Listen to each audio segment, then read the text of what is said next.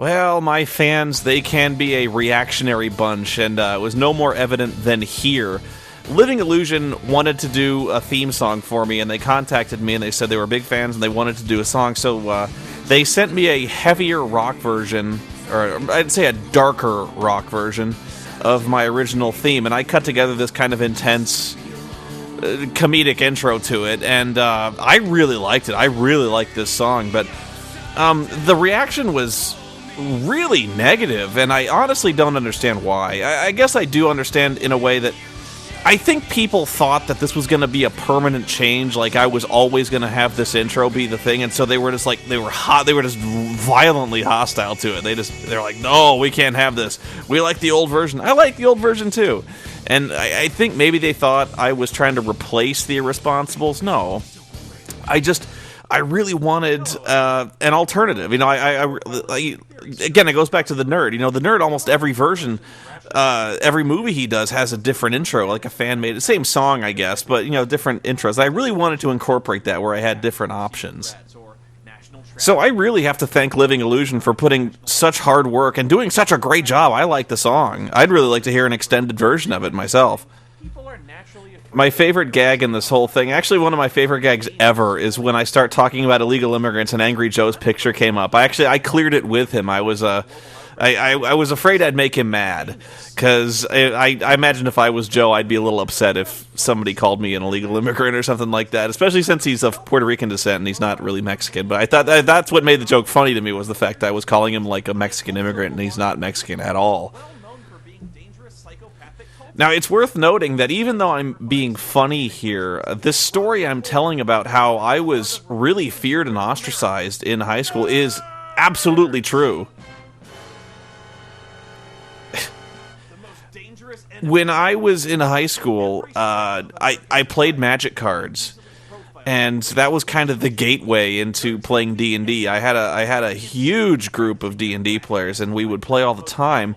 And it wasn't long before the various Mormon students were really honestly coming up to us and asking if we worship Satan. Like they were being missionaries to us. You know, they were like, they were preaching. You know, they would hand us reading material and they'd ask us if we wanted to go to seminary with them. And it wasn't long. We were cynical and sarcastic to them, and so I think we were a little rude. And it wasn't long before I was personally hauled into the principal's office, and they asked us what we were doing, and you know what they wanted to see the cards, and we told them they wanted to see the books, and I didn't have any of the books on me. And they said, "Listen, you can't be playing this on campus. You have to be focusing on schoolwork." And I'm like, "Well, we only do it during lunch. You know, we're not playing it during." And they're like, "Yeah, but you're bringing gambling paraphernalia on school grounds." And I'm like, gambling paraphernalia, the dice, like dice and cards. Apparently, you can play this for money. I read it. So, like they said, I read it somewhere. You can play this for money, and like in the instruction book, there's rules for playing for ante or something like that, where you play for cards. And so they were like, it's gambling, cards and dice. It's gambling, and if you keep bringing this shit to school, we're going to suspend you for gambling on school grounds. And in fact, it probably would have gotten to the point where I would have gotten expelled, because I did get suspended. And so really, a teacher who was also a gamer, who will remain nameless. I don't know if he's still working there. I don't want to get him in trouble. Like the principal of the school is actually listening to this, but he would let us play in his classroom during lunch. He would let us in, and we'd all play in secret. We had a secret coven. And they made it, you know, we became criminals because they made it illegal. You know, it was like we weren't hurting anybody. Like, and really, the whole, this has gone on for a long time. The whole Mazes and Monsters thing, and the story of Mazes and Monsters really ties back to this James Dallas Egbert dude, who he was really a disturbed guy.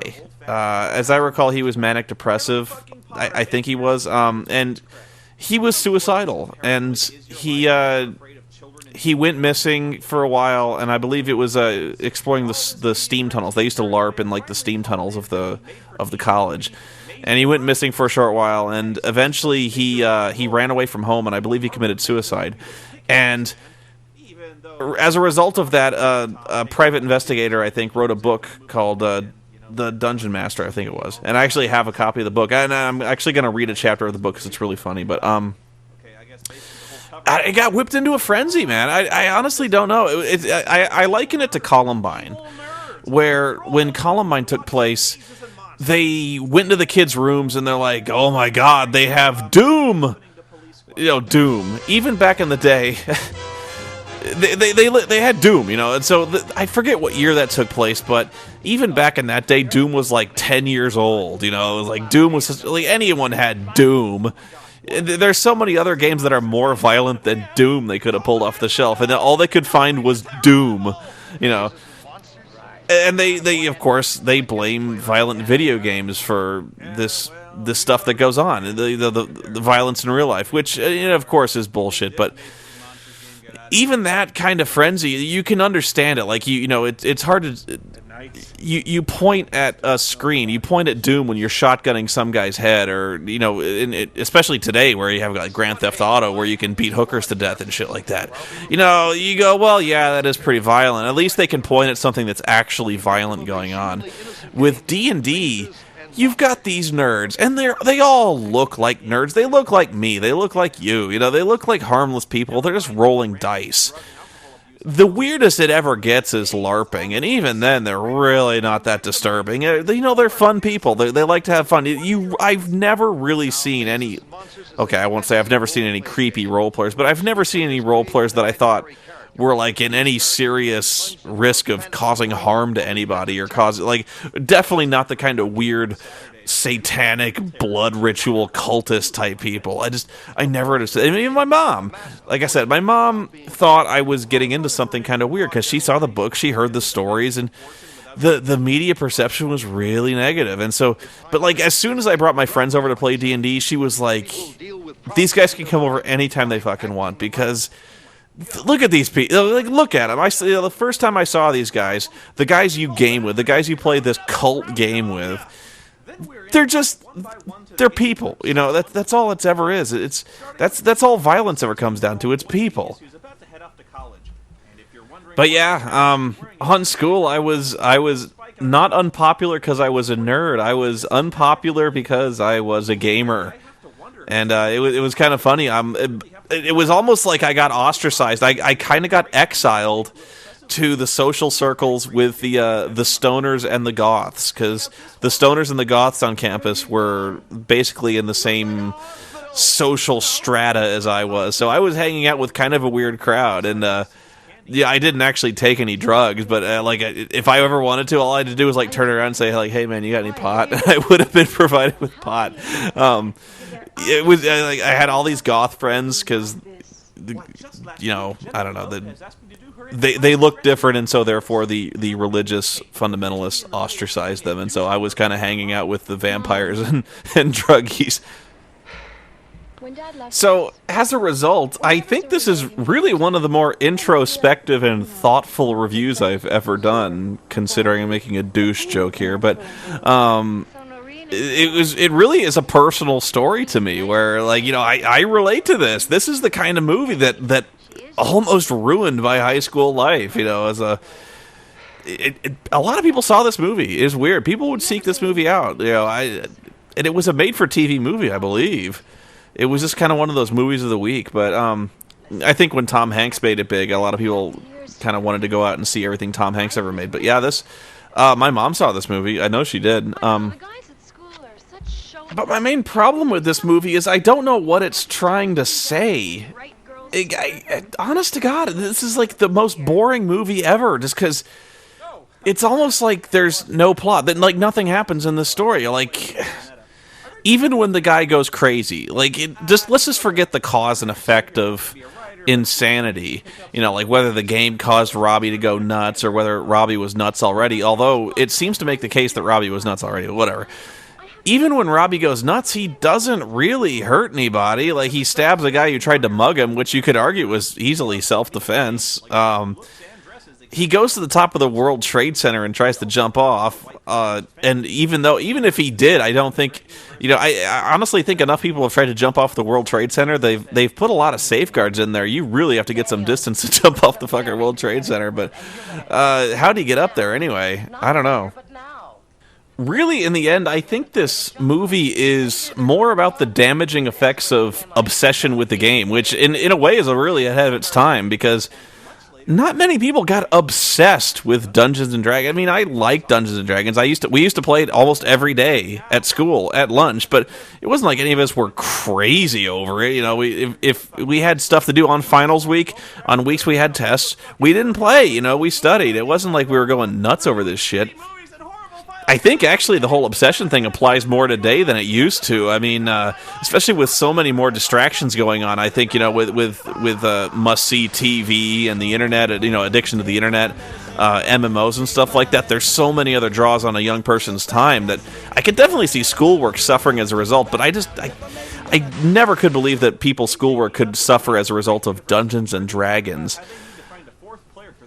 But, I mean, I really had to think long and hard to find some kind of moral or some kind of message as to what we should be afraid of. You know, like, what's the what are we supposed to be looking out for? What's the moral here? And eventually I just got the fact that Robbie had no control over his own life just because he got obsessed with a game. And when you allow yourself to get over-obsessed with a meaningless activity, your work can really suffer. So, yeah, I mean, if you get obsessed with anything, your schoolwork will really suffer. And so the message here, I guess, is to focus on the important things or try to have some kind of safeguard on your time. I don't know. Like, even then, like, there's a difference between getting so obsessed with something, be it a game or drugs or alcohol, that your schoolwork suffers and your career goes down the toilet, to becoming a raving suicidal lunatic who sees Gorevilles everywhere. That never really struck me as like a logical next step to role playing. I don't know. This movie really just boggled me.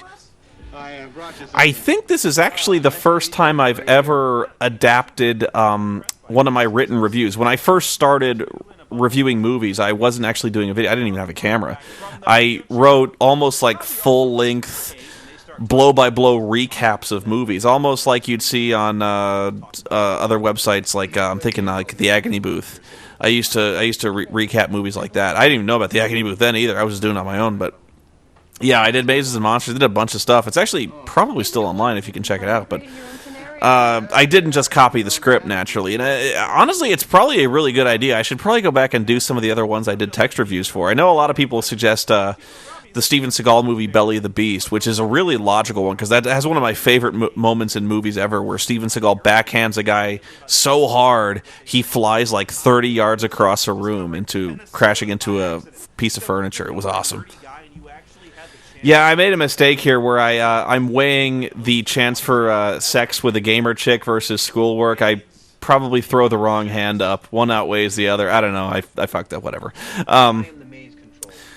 As I was saying, these movies are really handicapped from the beginning because it's almost not possible to make gamers who play D&D all that intimidating or scary, you know. So there's really not a whole lot of menace. Like, let's just say worst case scenario, Robbie just legitimately goes ape shit and starts slashing people with his knife. I think the police can handle Robbie. You know, this guy's a weeping little bitch, and he's got a little pocket knife. You know, he might lightly maim one guy before the police drag him down. But really, the only person he's going to hurt really is himself. You know.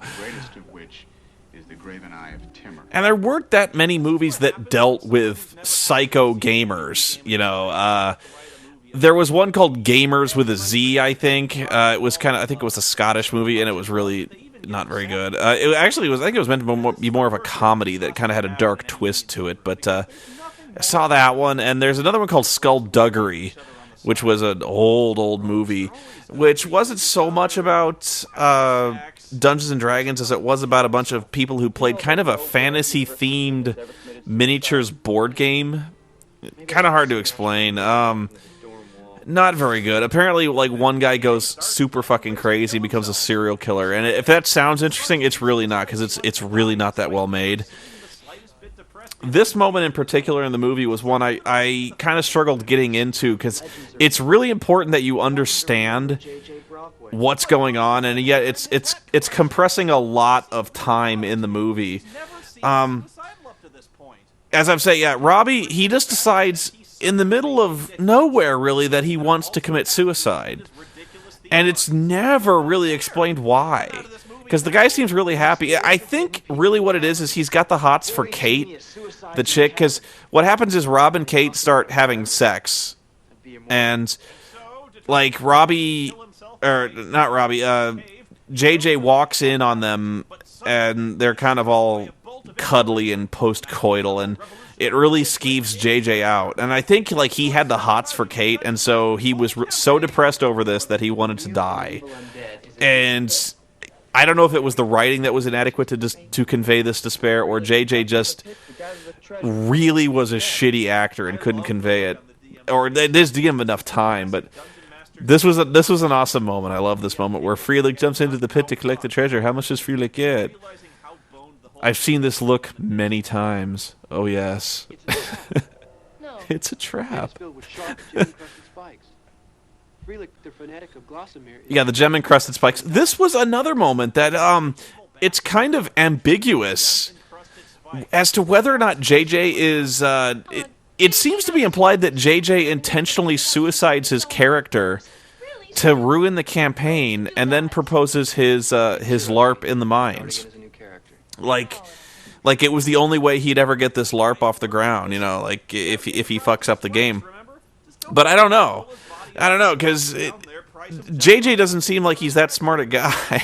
And I don't know why he couldn't just propose the new game idea during the old game. Like, you know, it happens all the time. Even in my current game, we have we propose like having a backup game in case one of us can't show, or just in case the DM's getting a little burned out. I don't know why JJ couldn't just be like, hey guys, you know, next week why don't we take a break from this current game and go to the mines and do this thing. I don't know. One part I'd written into this review was kind of a psychological breakdown of Robbie to kind of explore why he'd gone crazy, and I'd written this really, really lengthy... I'm wearing shorts in my head. I wrote this really lengthy analysis of Robbie, and honestly, it would have added like 8 minutes to the review, because if I was going to talk about that, I would have to show you a fairly long scene at the beginning of the movie where you first meet Robbie, who's driving with his parents to college. His parents are driving him to college, and they're arguing, because they always argue. And they start throwing out like tons of backstory left and right about how his mom's a drunk and his dad doesn't care, and all this stuff. So he's got drunk folks, and I was going to go to this whole sketch where I start talking about his drunk folks and his pissed off dad, and the fact that he's under a lot of pressure to do well, otherwise his parents will pull his money. And so I if you ever saw the Mystery Science Theater, I Accuse My Parents, where I had this big mural where there's the drunk folks and stuff like that. I thought about just doing a copy of that, where I was going to rip it off. And eventually I realized, I was going to add 8 minutes. I was ripping off a scene from Mystery Science Theater, even though it was a good one. This is a scene I'm guessing Tom Hanks never puts on his resume, or a movie he never puts on his resume.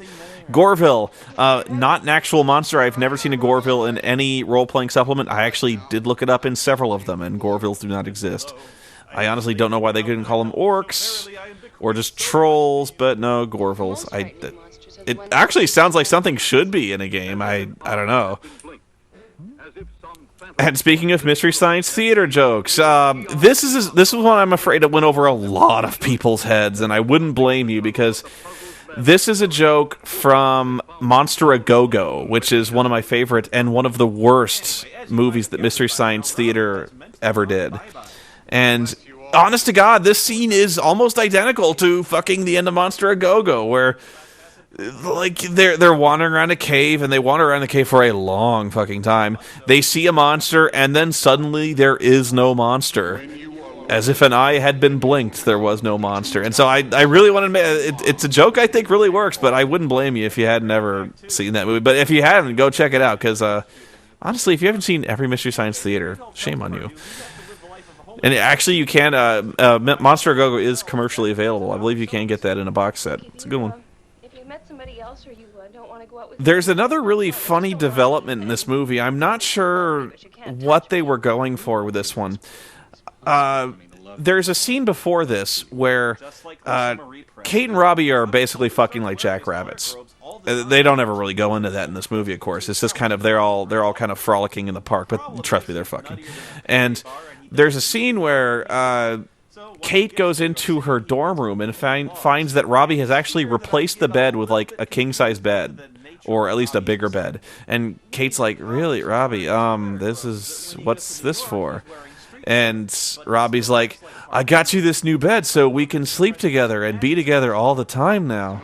And Kate is really skeeved out by that. She's like, "Okay, Robbie, really, this is great and all, but I think we're moving a little too fast, don't you?" And Robbie's like, I totally misread this. I honestly thought you were and I were. Oh, I'm sorry." And so he got really kind of disturbed by that, and so he really throws himself into the game, which I think is another reason why he gets obsessed with the game. But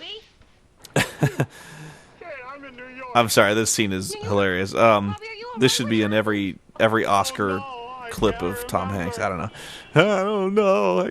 But anyway, earlier in the movie, like when we first meet Kate, she's talking about how she doesn't like guys that obsess over her for her looks, who just want sex out of her. She wants a guy who's willing to make a commitment, who's willing to, be mature and be a man and be comforting and understanding all that male crap, If I may stop, this was an awesome scene. I did not I asked Benzai to do a bunch of takes of this, and he asked if he could do a Tommy Wiseau, and I was like, all right. I think Benzai kind of regrets this performance, actually. He actually emailed me later, and he said, I kind of wish I'd watched The Room again so I could have perfected my Tommy Wiseau, but this is a blatant. I got my Gunblade reference in. I got a Tearing Me Apart reference in, and I don't. You got to give me one of those just for me. I don't know, but anyway, yeah, I was like, Kate, going back way back. Kate wanted like a mature man who's willing to like commit to a relationship, and all of a sudden she meets Robbie, who's willing to commit to a relationship, and she completely chickens out. I don't know. It was, I will admit Robbie was kind of a little creepy, like buying a bed for Kate and like, we can sleep together all the time now, Kate. Okay, I will admit, but man, that seemed really out of character for Kate, especially since we've just realized. Oh, the mask.